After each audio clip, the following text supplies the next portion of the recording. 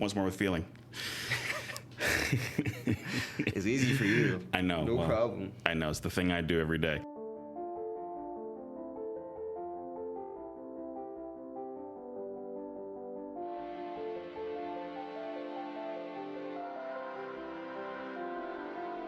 All right. Thank you all for listening to Challenge the Norm. Anywhere you get your podcast, rate us, review us, give us 5 stars. It's a 5-star podcast with a 5-star audience. And I've got a 5-star defender with me today, DJ Taylor from Minnesota United Football Club. Defender, how are you today, bro? I'm doing great. What about yourself? Dude, I can't complain. I was telling you, we talked with Dane St. Clair a few weeks back, and right at the end of your guys running the Leagues Cup, which thrilling production. And as we're sitting here right now, it's August 25th. You guys are getting back into a pretty intense swing with back-to-back matches coming up the next week or so. So how's everything going? Yeah, everything's going good. Leagues Cup was interesting. It was a lot of fun. I thought we had a great run. Definitely wish we could have gone farther. First red card for me ever in my career, so it's pretty soft, I think, based on all the opinions I've heard around the league and talking to all my friends and families. But yeah, so it's tough to go out that way. But it was a great run. A lot of players had a lot of fun. It helped us get back into our own groove. I think we kind of, found ourselves back in Leagues Cup.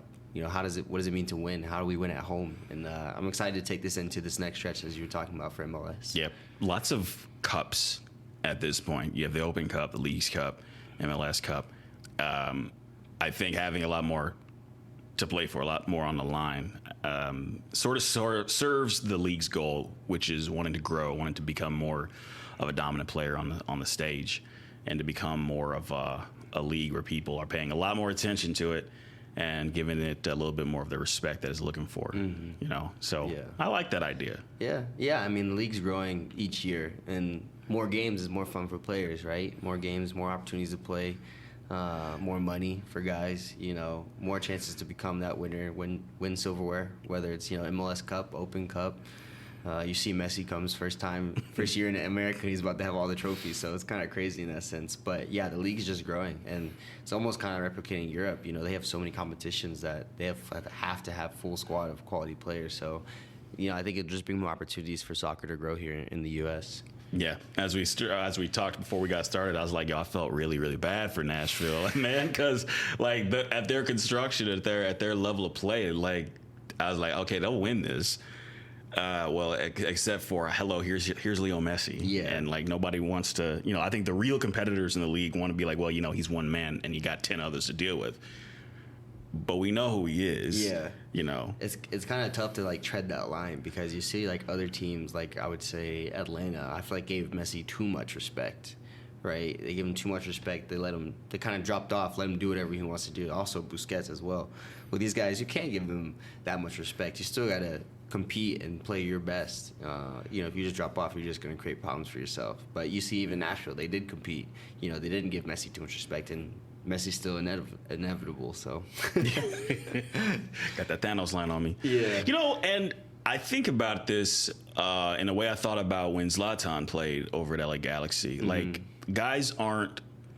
I don't know how often it is guys get starstruck. I mean, you may have a dude, who's like, I don't care who he is, he's getting this work. Yeah. But when you face a guy like that, and this is just sort of speaking to the psychology of being a professional athlete. Right. Where do you find maybe the space to say, I was a fan of this dude when I was much younger, but right now, I got to give it to him? Yeah, I think it's kind of you feel it for a moment, right? When you first see Messi, if we were to play against Messi, maybe we're warming up, I'm like, wow, the best player in the world is standing 30 feet away from me, and that's cool. But once that whistle blows, once the game starts, you automatically got to lock in, because at the end of the day, it's E or be eaten, right? And whether it's Messi, whether it's another competitor that you may look up to just a tiny bit, if you're not mentally locked in and flip that switch between the lines, you're already going to lose. You're already losing the battle. So for me, it's just kind of pulling yourself in and knowing that, if you don't pull yourself between those lines and flip that switch, no matter who it is, you're gonna get crushed. You know what I mean? Yep.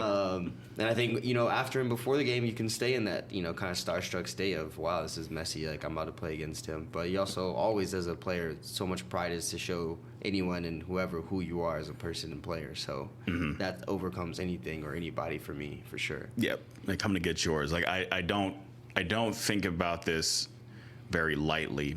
Like outside looking in, people who maybe never had the athletic experience, who never understood what it was to be an athlete, and certainly never took it to the level of being a professional, would not really get this. Right. Mostly because they're thinking about themselves. They're not really thinking about, what if I was this professional who has to look at this other professional, like decorated as they may be.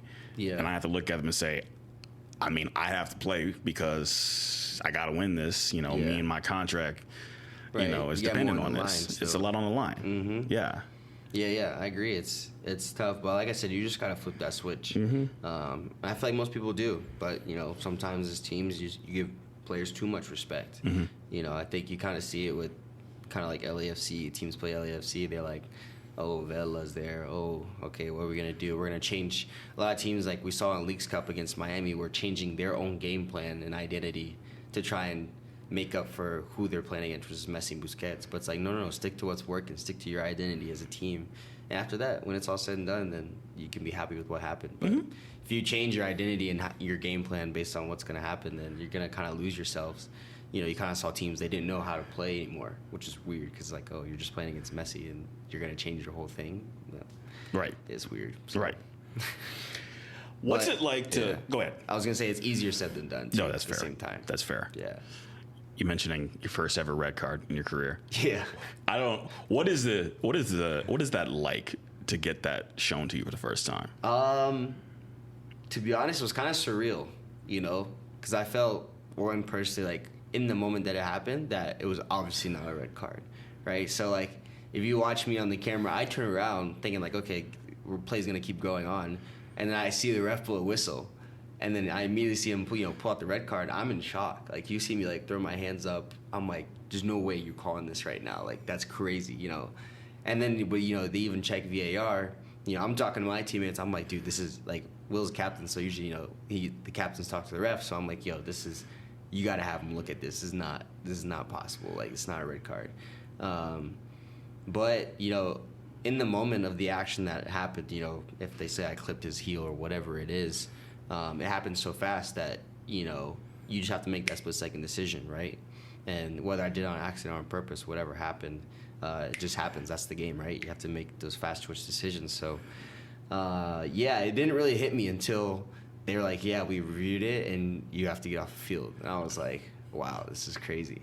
I think the first feeling was just a lot of frustration, disappointed in myself, too, because I knew, playing against Nashville way in that heat, too, that day, having one man down, knowing it was my fault, was going to crush my teammates, Obviously, we didn't play as well once we were down a man. We still definitely could have played a lot better, but I knew after that, like, it was going to be tough for them to kind of grind out a result. Just walking off the field, I was like, finally hit me like while I'm walking off the field, because I had to exit the whole other opposite side of the stadium. And once you get in the locker room, once your adrenaline's gone and stuff like that, then it really hits you like, man, like what happened on the play? Can I watch replays of it? How do I continue to support my teammates? But also on the other hand, it's like to be honest, I'll tell you, I got some frustration out in the locker room. So I think that kind of helped me on a personal standpoint. Like, I had built up emotion from life and whatever, and I was able to get it all out within 5 minutes after that red card in the locker room. But, what I was saying was that, after it's kind of just like, okay, well, it's happened, it's over with. How do I move on now? What's the next step? And how do I kind of sit in this, not let myself sit in this downfall of, I just got a red card and messed up this whole game. But, it is what it is now. How do I move forward? Because we have MLS coming up. I still have to be there for my team, So, it was an interesting experience for sure, though. Yeah, definitely an emotional one, I would say that. Right. And I ask that because the first time something like that happens, and this is probably not a one-to-one comparison, but it's kind of the thing I think of. Like, if somebody goes through something where they feel like it's a failure on their part. Yeah. the response to it is such like a visceral, real-time thing where you couldn't predict how you'd feel in the moment, Right. and then you couldn't look back at it and be like, I have no idea how I would have done that differently. Yeah. You know, it is one of those, you will remember it. It won't necessarily define you, but it is also something that certainly will stick with you. Yeah, I think especially like for me as a defender, it's definitely that way. Like thinking about it now, I don't think there's much I really could have done differently, except just let him run through across the line, because I think Dane was still there, was gonna win the ball off of his touch. So maybe the only thing would have been just letting up earlier, right? Because I kind of let up after he took the chest trap, and I guess at that moment it's kind of where we collided a little bit. But if I were to just let up a little bit before that, then it would have been fine. But you could also argue that as you see me in the video, I'm step for step with him as he's running across. So it's kind of half and half. But I also was like, it's going to happen eventually. I'm a defender playing at a high level in MLS. I've been playing a high level for 8-7 years. So it was going to happen eventually, right? If it's not happening, then I'm not doing my job. Okay? Right. I'm not tackling people. I'm not beating defenders. So, Right. Yeah. I think about other guys you play with who've had reds before, and like I'm sure they might have had some like, hey man, like it happens. Yeah, I mean, it was also crazy just from a Leagues Cup standpoint. Like the ref was definitely refereeing during that cup was definitely suspect. We had 5 games that had 3 red cards. That's unheard of. That is unheard of. Because Boxy got one, Hassani got one, and I got one. And even Boxy's, there was an incident that before that for him to get the red card that they didn't recognize. And then Hassani's as well. The play before that, the ref got it completely wrong too on the play. And he got it wrong before that. And then mine was just kind of really soft. So, yeah, that's crazy to think about for me, is like 3 red cards in 5 games is really crazy. Yeah. And from a reffing standpoint, that's very suspect. Right. Even with VAR. Yeah. It's not like Open Cup early rounds where they don't have VAR. It's like, okay, they're going to make a mistake. Yeah. Well, I'm not going to put you in a position to get fined for talking about refs. But do you know where they came from? No, I heard, I think maybe it was just refs from the Caribbean, all of like the Americas, to be honest, like North and South America. Gotcha. So, I don't know. Hey, maybe they don't have as much experience, but yeah, it's differences in culture. But they have VAR too, so right. If they make that decision, then it is what it is. So yeah, it's the game. Them's the breaks. I find that fascinating. Like, I think the closest thing I could think of with it is like baseball, where your officials have their points of view, and they may or may not line up with what you might think is the objective truth of what happened. Yeah. I mean, we've certainly seen it in both sports where the outcome was because the official kind of went a little rogue. Yeah. Not that this is that, but you've seen it before. Yeah, seen it before. I think it's definitely more relevant to like kind of the NBA. Yeah. Like no guys act a different way or play a certain way, and that changes the whole ref's perspective and gives them a tech for no reason or whatever it is, flagrant for no reason. You know? It's so obvious. It's like, and then refs get labeled. Yep. So I think NBA is even more relevant in that sense. Yep. Like there are some notorious names, and you're like, oh, that guy's got this game. Great. Yeah. Exactly. Okay. Yeah. But like I said, I loved, just from a spectator standpoint, the excitement of the Leagues Cup. I loved the stakes to it. I loved that, to your point, you have MLS Cup, you have the Supporters Shield, you have Open Cup, Leagues Cup, and each of these competitions brings another chance for a club out of this league to go on to big continental competition to really show up for the league. Yeah, I think that's the main drive for guys, is the opportunity to win other silverware. Yeah. At least for me too. I haven't won silverware yet, so that's one thing I want to get on my resume, especially here at this club too. And that's a great opportunity to do it. And obviously, it's interesting for players to get motivated to play against other competition. A lot of guys in the league play in the league a long time. You know them, whatever. The guys know you guys, but like to play someone you don't even know in a different country, it's like, okay, well, how do I stack up against these guys? How do I stack up against this level? So I think that's super enticing for fans and players. Yeah. side note, I was thinking of Kai Kamara, like his longevity, and like where he's just like flying up, all time lists and things like that. And I know you guys had him here for a minute. Yeah, he came the year before I think he was here before I came. But yeah, it's crazy how many teams he's been on. Just like and guys do make like really good solid careers in this league at this level, and do it in a way that I think people love to watch. Like I think about this club in particular, where some might think of it as a smaller market team. I guess if you're comparing it to Miami, Los Angeles, New York, whatever, maybe. But the thing I like about it is kind of the thing I felt about Philadelphia from last season, where the identity of like the region sort of shows up a little bit in the club somewhat, where, you might not, you feel what you feel about it, but these are guys that kind of go all 90 and really are some grinders with it. Yeah, definitely that like Minnesota mentality that comes into the team. I think that starts with the club ideas and who they instill into the club, director-wise and coach-wise. But, I think Minnesota is very special in that sense. Is everybody's, especially here, all the players are committed to each other, committed to Adrian and how we play, and who we are just as a club, as a city, and as a community. So. Yep. And honestly, Adrian is a lot of fun to me. Just in my dealing with him. I think about all of the coaches at the pro level in this area that I've come across. I'm like, I find Adrian to be the most entertaining at the very least. Yeah, I think he's definitely entertaining. There's a lot of stuff people don't see, and people should know that before they quickly to point fingers at him. Yeah. I think they're more quicker to point fingers at him than to kind of understand where he comes from. So, I think he's a great coach so far, and I've been blessed to be able to work with him. Obviously, he gave me my shot to get here in MLS. So, super grateful for that, and hopefully I can keep playing for him as I continue to grow. Yeah, and to your point, the dude played for an Everton club that wants some stuff. They got some stuff. They got some hardware behind that. Like, the guy knows the game. Right. Like, when folks are like, oh, they lost, it's on Adrian, I'm like, not really. Yeah. Like, I'm not quick to go there. Like, especially knowing that, like, this man's knowledge and understanding of the game are, high level. Like, almost underrated. Yeah. I think people forget, too, coaches can only do as much as they can before us players step between those lines. You know?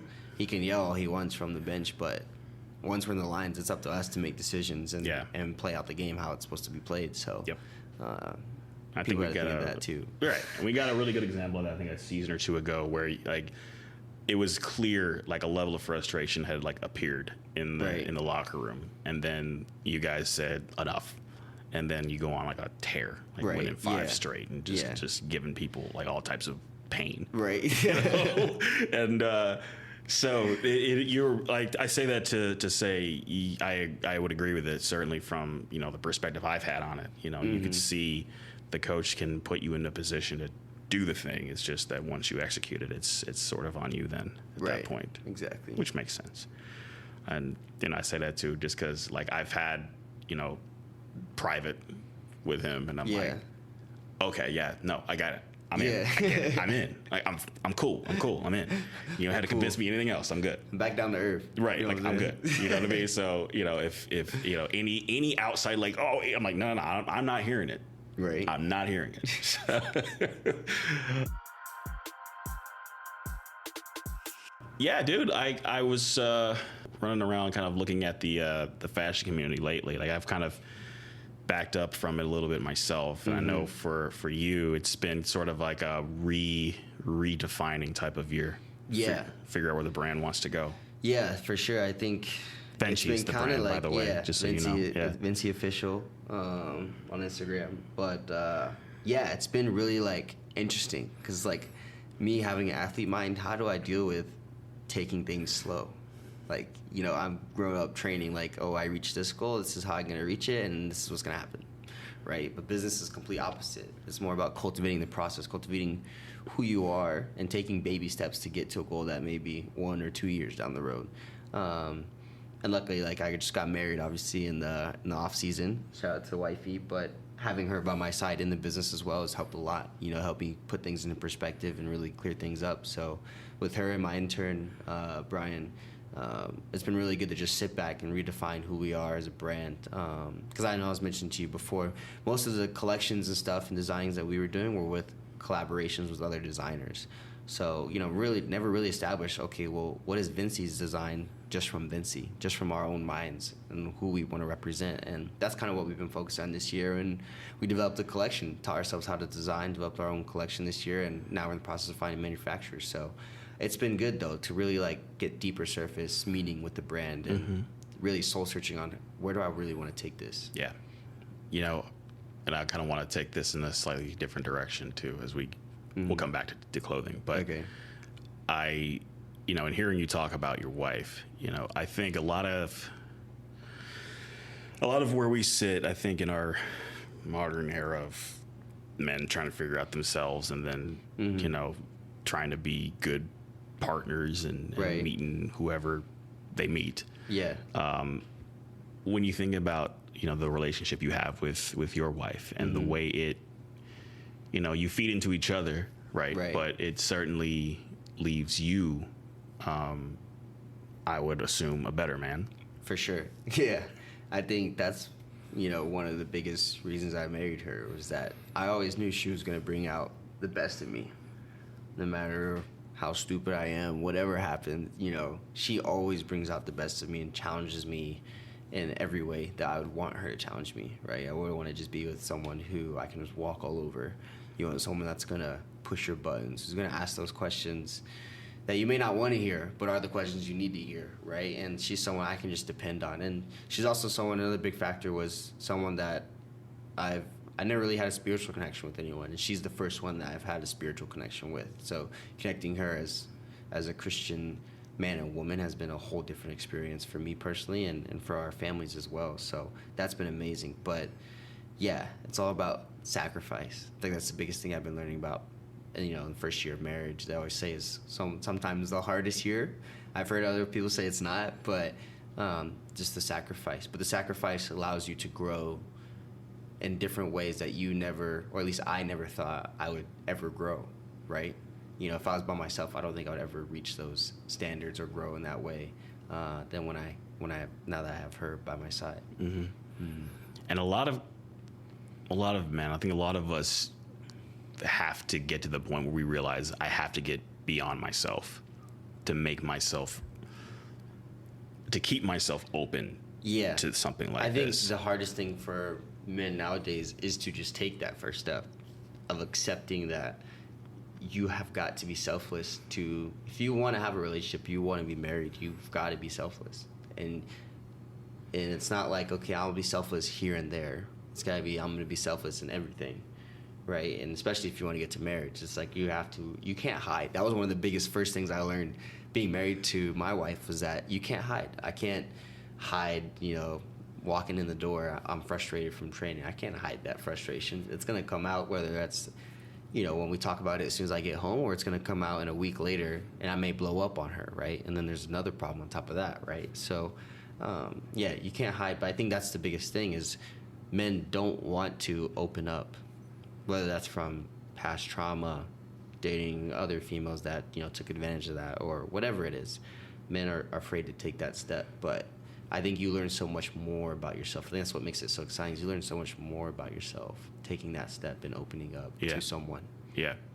And I think about like our ideas with like masculinity just as a whole, and they're being challenged a lot these days. And I don't necessarily think that's a bad thing. I think there are ways for us all to like learn and grow and develop in these ways a little bit more intentionally, a little bit differently. Like older models of things don't work. Newer models of things you can add to what you have, right. And particularly, the foundations that you grew up with, you talk about your faith. I mean, you just met my mom, we're all a Christian family too. Right. My dad's a preacher, so we do have very grounded senses of what it is to be a man. Yeah. And there are things obviously you add to, maybe do less of, do more of. Right. But you think of like ultimately like what do I want? How do I want to show up like this? And I think answering that question for a lot of guys now is tougher. For sure. Yeah. I think the biggest hurdle is dating to marry. Yeah. Guys are afraid to date to marry. They're afraid to actually trust this person they don't know and learn about them and take the time to learn about them. They're scared to get in an argument with a woman, and it's so much easier to fall into society and cut someone off after you have one problem because they don't agree with you on XYZ, right? Instead of, okay, how do we work through that problem and continue to grow from it? Because on the other side, it may be something that you're missing, and you may be missing out on the biggest blessing of your life, which could be this woman that you just met, right? But I think that's the biggest thing is a lot of guys say they want to date to marry or don't date to marry, and then they actually find a woman that they like. They don't know what to do after that, you know? Or, you know, she may move on because you're not ready. But the whole time you actually did really like this woman. You just, you know, didn't know how to express it or weren't taking it serious from the first day. So I think that's one of the biggest things is, like, guys, we have to recognize that to date to marry. Because if you're just dating just to have a girlfriend, then what are we doing here, right? Yep. Yep. And I observe this a lot in like guys that, you know, other friends of mine who, you know, have either matured to the point where they're figuring this stuff out for themselves, right, or, you know, or they don't. Right. I think and most of them do. Like I surround myself with dudes who like try to get this type of thing right, you know. So, and I say this too, thinking of like a lot of the friends I have are also women. So you know, I see things from their perspective as well, and it is interesting where I think a lot of them realize some of it's on them. Yeah. But and at the same token, a lot of them think, oh, it's just on men. They all out here sideways. Right. Like, Yeah. well, maybe, but also maybe not. Yeah. Well, the thing is, like, everybody comes with baggage. Yeah. Everybody comes with trauma. Everybody comes with different values. So finding a way to navigate those things, if you may not agree 100% on things, is very crucial to relationships, communication. You know what I'm saying? That's one of the biggest things everybody has to focus on. And you not being able to communicate one thing with this person may cause you to think that it's the end of the world and you have to leave them. But in reality, it's just, you just need to get better at communicating. Right. Right? Yep. Yep. Yep. So it's always interesting to think about that. Because, like, that's one of the biggest things in relationships is just communication, because that can make or break your whole foundation of being together. But I think I was going to say something. I was like, something like, yeah, getting back to, like, dating to marry. Like, are you, like, you're dating this girl. Is this a girl that you can see being the mother of your children? I think that's a quick question you can ask yourself. And it's like, if that's a no, why are you trying to pursue this person, right? You know, if you do want to have kids, if that's in your future, to find the woman that you want to date and date her, who you can see being the mother of your kids, not just maybe someone you're having there for fun or you think you like them, but you don't want to marry them, right? Right. So it's always interesting, yeah. But it's interesting to see how everybody has their own path, right? I'm not saying just go blindly get married, but everybody has their own path, and at what point do they reach that maturity where they can find the like-minded person that they're looking for, and everything goes well after that. Right. You know? Yep. I think for a lot of folks, it's either an event or a series of events that will bring you to a point where you're realizing that the way I've been doing things isn't working. Right, exactly. And then the way I need to be doing things for myself is going to be a bit uncomfortable to transition into, but ultimately will be worth it. Right. Yeah. I think it's good to, like I said, there's no pressure to when that is. I think that's a big thing for men to realize too, is there is no pressure. Society says, oh, you have to get married before you're 35, whatever. There's no time limit, no age limit. Mm-hmm. Happiness is your happiness. It's not defined, and it's when you want it and when you see it. Yeah. So to dovetail that with spirituality, I've been trying to be more in tune with that, you know, personally. It's obviously something I grew up with, but to be more in tune with it in a way that says, like, I'm not really afraid of what's going to be in front of me. Like, uncertainty is not something that is to be feared. Right. It is an opportunity for something new to develop. You Right. know. I mean, and this is kind of all facets of life, personal, professional, all that Yeah. stuff. You know what I mean? Like but there's also the confidence in, you know, I was built for this. I was made for it, prepared for it. Mm-hmm. And come what may, it's going to work. Yeah. Yeah. And that's the foundation of faith, right? No matter what happens, who are you trusting in? Is you trusting yourself? Are you trusting your family, friends? Are you trusting God if you are spiritual? So yeah, I think exploring that has been really fun for me as well this year, growing as a husband spiritually, growing as did my toes in fatherhood with us getting our new puppy, Romeo. You know, what is it like for me to be a father just to this little dog, and eventually to my son or daughter? So yeah, that's where the faith and spirituality comes in, and I give props to you to keep exploring that because that's really important. But change is gonna happen. People change. You're gonna get in situations where you're gonna have to change. It's just how do you consistently grow through that in a positive way, right? Instead of getting stuck on it and maybe going downwards negatively, not being where you want to be in life or whatever it is. It's finding out ways to just keep threading that needle consistently, no matter what happens with your life. Yep. And I it's been an interesting few months, I think, because I've been having, like, you know, how you little shower thoughts in your daydreams, whatever. Yeah. So, like, shower thoughts, I was just like, what if I was raising a son right now? Yeah. I'm like, what would I do? How would I do it? What would I be like? Mm-hmm. You know, like, what things do I take from, you know, not just my father, but, you know, other men I've seen raising kids? Like, what would I want to add? What are the values you want to instill in your family? Yeah. Right. Yeah. And you know, it's cool. It was really, really kind of a cool moment for me. Yeah, yeah. It's cool to see, like, where do you see yourself in 5 years, in 2 years, in 10 years, and how do you take those baby steps to get to where you want to be, right? And always thinking ahead of it. But also, people get caught up. Even me sometimes get caught up thinking too much into the future, right? And not being present and enjoying the present, how it is right now. So that's another huge point too, is to focus on your present and taking those baby steps day by day, moment by moment to grow. Our hustle and grind type of culture is, you know, on one hand, could be working towards something, could be worth it. Yeah. But when it is all consuming, that's when you start to kind of hurt yourself a little bit. Exactly. And that's why I feel like that's been my big challenge this year with Venci. It's like I was used to that just hustle, grind mentality.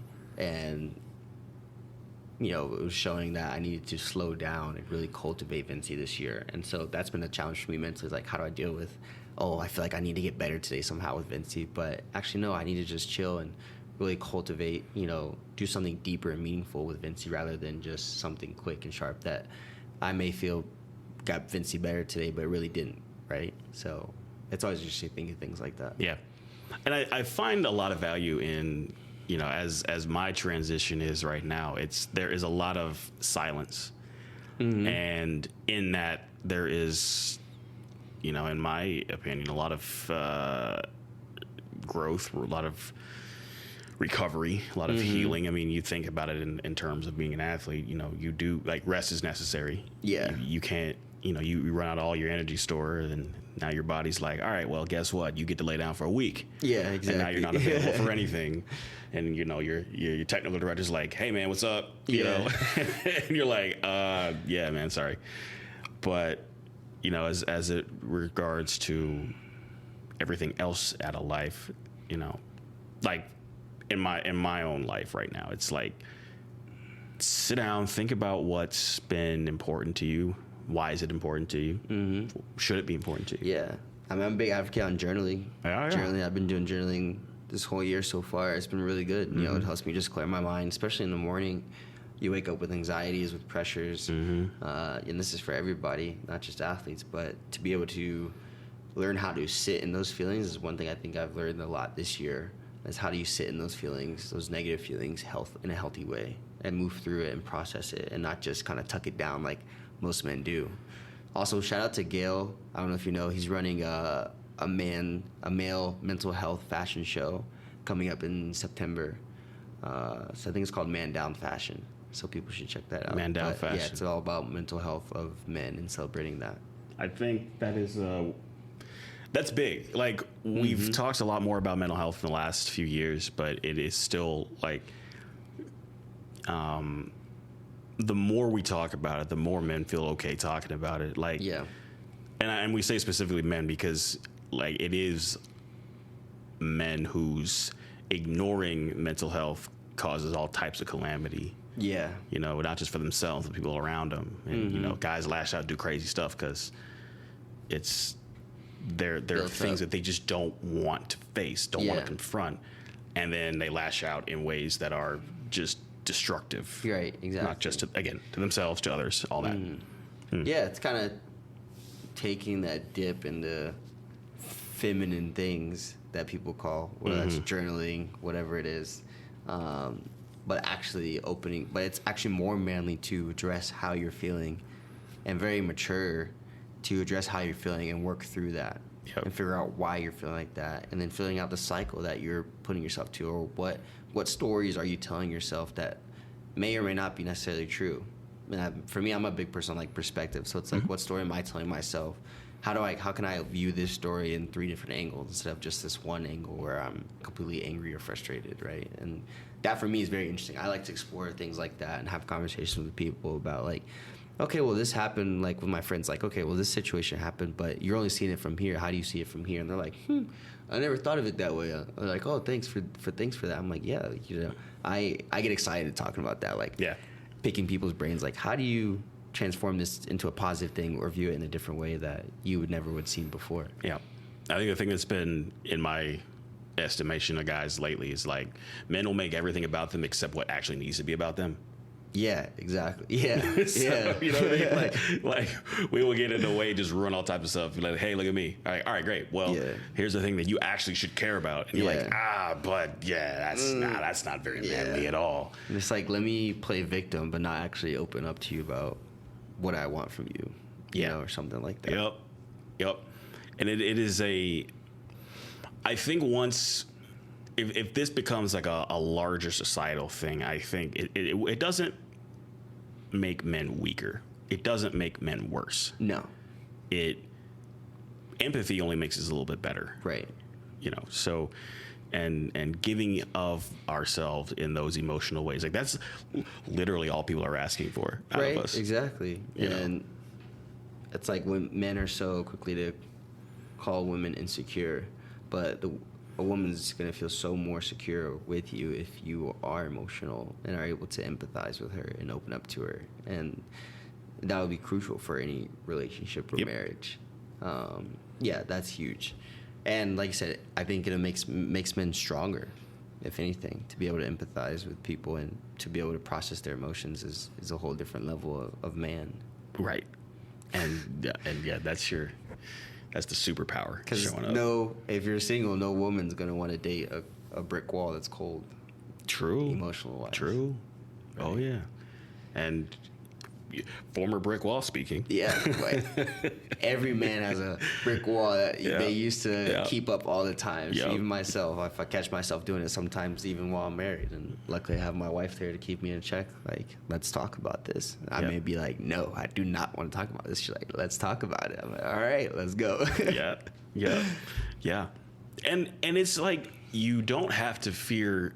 I think a lot of it is fear. Mm-hmm. It is the fear that if I share with you what these things are that I feel or think, you know, you'll think less of me and walk away. You're right. And it is such an unfounded type of fear. And honestly, if that happens and someone does walk away from you, then they're not the right one for you anyway. Exactly. You know, exactly. You know, if friend, they don't care or love you partner, after whatever. you open up, then they're not the one for you, right? Right. And the people who value, I mean, and these are like friends too, like they don't even have to be partners, but the ones who want you to open up, who are willing to hear you out, to give you the security and the space and the understanding, that is so crucial. Like the beauty of the struggle. Yes, exactly. And the struggle may be communication, struggle may be being vulnerable, but there's beauty in it once you connect with someone in that way. Yep. And healthy, and especially for men, healthy like male relationships that you have with each other. Yeah. Like, you know, guys don't like the stereotypical male. It's like, what? No. Sit down and talk about our what? Feelings? No chance. No. Let's talk about football. Yeah. Or they beer. talk about it when they're really drunk. And they're Yeah, like, and oh, no one I love you, remembers it. brother. You know what I'm saying? Right. And then no one remembers. And then you wake up with a hangover. Like, did I say that to him? What did I say to him? What did I say? Yeah. And it doesn't. There is so much more room for that type of growth. Yeah. And there's a lot of males who may not have fathers in the correct way that are looking for that male to male connection. For one example, obviously, is my wife's father. I look up to him so much. He's a devout Christian, spiritual man, godly man. And I connect with him once a week. And it's just amazing for me to be able to look up to him and learn from him. And he also didn't really have a father influence like me. So to see him be able to go from that to where he is now, married, I think 33 years now, is just incredible. And for me to learn that with him and connect and love him in that sense has just been an incredible experience. So for other men to find that in best friends and father figures, whatever it is, male figures, male mentors, is an incredible opportunity for them to grow. Right. Now, it would be, it's a reductive argument, but I'm thinking of like someone listening to this right now would say, well, he plays on a team with all these other men around him who he can connect with. It must be easy. It must be nice. Yeah. But are you able to push back on that thought? That's easy for me to connect with guys because I have teammates. Yeah, I think it's soccer does bring us together, but we still have those connections with guys that, and it's almost more rare to find that connection with a teammate off the field. The guys that you hang out with, even though you're going to see their face the next day at training, you still can hang out with them outside the soccer field and grow with them as a person, and as a family, as a friend, right? Someone that, I would let my kids go if I had kids to watch them. For me, example is I was like Will Trapp, like being able to hang out with Will Trapp and talk to him from a man-to-man perspective, not as a soccer player, has been a growing, incredible experience in that sense. For someone who's soccer-wise been in the league for years, captain, play at the highest level, represented the country, but I think it's almost even harder to find that connection with teammates off the field. Because one, you're like, oh, I'm going to see you every day. I don't want to see your face outside soccer field, right? And then two, we still have to develop that trust/relationship with this person, because they're not just a soccer player as well at the end of the day. We're all actually friends, best friends. And yeah, we spend a lot of time with each other, but a lot of the time we're spending time with each other through pressure, and it's not our real selves, right? Not our intimate, personal selves. But, being able to even have my birthday dinner last night, being able to bring 5-6 guys together and just talk about everything but soccer was just very intimate, and we all had a great time, right? And so that would be my kind of rebuttal to that statement. Yeah. So you mentioned Will, and I kind of glad you did, because when I thought about that, I was like, he is, having met him myself, like he is the type of guy who strikes me as, I've done what I needed to do to become a more complete human being. Right. Yeah. And Will's very selfless and someone you can really look up to and learn from. And he's also a leader that's willing to have those conversations with you. There's a lot of people that get to where they need to be in life and don't want to have those conversations with you, kind of dog eats dog mentality, So being able to take advantage of that has been really fun for me and fun for my wife too, because she just loves kids. So her hanging out with his kids has just been so amazing for her. Yeah. So yeah. And I love it. Like just being able to get past yourself as a person. Right. Makes such a big difference. Yeah. So you're thinking about fatherhood, as we kind of talked about it. Now you and your wife both have soccer backgrounds, so I'm feeling like the likelihood's pretty good. Yeah. That the kids are like, so how soon before they got cleats on? Yeah, we'll start Project Mbappe as soon as they come out the womb. Yeah, we're super excited to have kids. I'm super excited to be a father. We told ourselves, 2-3 years, I think we'll have a kid. But for now, we just made a decision to get a puppy, which is we're both first pet owners. His name is Romeo Taylor, and yeah, he's been amazing. He's a Maltipoo, and he's about 14 weeks old now. But just having him has been amazing. I've been dipping my toes in fatherhood, responsibility, waking up with him every 2-3 hours because he needs to go to the bathroom, loving him, also showing him I'm alpha male, finding ways to discipline him in that sense has been really cool. And it's been cool because me and Mercedes have actually grown in a sense that's like a more mature love, because we can see kind of, this is a glimpse of what it would look like when we do have a child. Obviously there's way more work, but our love has actually grown between each other because we are taking care of this heartbeat that's beating, and we're responsible for it. So it's been really cool to see that. Yep. It's, I've had plants before, and like that's not the same thing by a long shot, right? Yeah. Because there's no heartbeat there. But I made the joke before, and I continue making it. My favorite thing about pets is giving them back. But I don't know. I think I've had the conversation with my dad on this point. He's had dogs, he's had kids. But the thing with kids, and he gave me like his real deep thoughts on the type of father he wanted to be, based on his own upbringing. And it was like I started to figure out how I define myself as like a man, which I'm sure would carry over into a fatherhood setting where it's protection, it's also support and nurturing, and it's also like, hey, what thing have you defined that you want? Yeah. All right, go get it. Yeah. How can I back you up? Right. And that is the part that excites me because I think back on what he and my mother did, and I think how that supported me to this point, to where I am now, and it is, I think, very much like a strong model to follow. Yeah, I think it's super exciting, just the idea, the thought of you shaping another human being. Yeah. It's kind of weird, but it's also very exciting, right? Yep. You're shaping another you that hopefully will be a better you, right? That you'll see, and you get to nurture, protect them, watch them grow, love them forever. And that's just super exciting. And another part of it is like I said, I'm always about growing. Another exciting part of it is that you yourself are going to grow as a person, father, husband, whatever it is. Yeah. In every aspect because of this child. Yep. Right? You're going to be forced to grow whether you like it or not. And hopefully it's in a positive way, right? But that's exciting too, that you're going to grow in these different areas of your life. Oh yeah. So man, we are on the back half of y'all's season. Like it's been a whirlwind, as you guys kind of race toward the conclusion, decision day and everything. Yeah. From the beginning of the year to now, the things that have happened with the club, the changes, the growth, and the events and the happenings and whatever. As you look toward the finish line now, where does this team start pulling together to make this whatever your version of success looks like? Yeah, I think we started in New York City last weekend. I think that's where we started. We knew that's where we needed to start. Leagues Cup was done. We had that a first full week of training, which we hadn't had in so long. Yeah.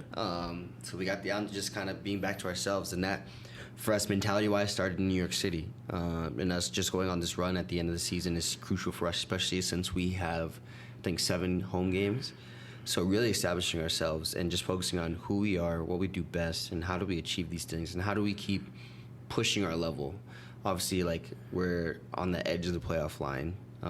Maybe after the win, we're in the playoffs now, but MLS is a whirlwind, so it's going to go up and down like crazy. So how do we focus on developing ourselves and keep pushing our standard higher, right? For me, the biggest goal is to get past the first round of playoffs. I know the club is taking pride in reaching playoffs every year, but how do we keep pushing this club to grow even more? How do we push, and that starts with ourselves. How do we push ourselves to train harder, play harder, so that this club can reach bigger goals? And for us, that's to win MLS Cup. So definitely started for us last Saturday, and now it's just game by game, taking it. Every game is 110%. Every game is a final, and we really established that in New York City, and now we need to prove it against Seattle of this upcoming what is it? What's today? Today's 25th. This Friday. upcoming Sunday. Sunday, yes. This upcoming Sunday. Proving yes. it at home, which will be a big test for us because that's kind of what we've been struggling with the first half of the season is winning at home. You know, and which I found to be odd this season in particular, because typically you guys are really good at home anyway. Yeah. But then again, you mentioned Seattle. I'm like, well, Seattle tends to show up as a problem sometimes for people for reasons. They have quality players. They do. That can always still change the game. You know, yeah. Even if Seattle's playing terrible. Yes. Right. Yes. The Sounders are something different. Yeah. You know, as far as like that club and culture go, but.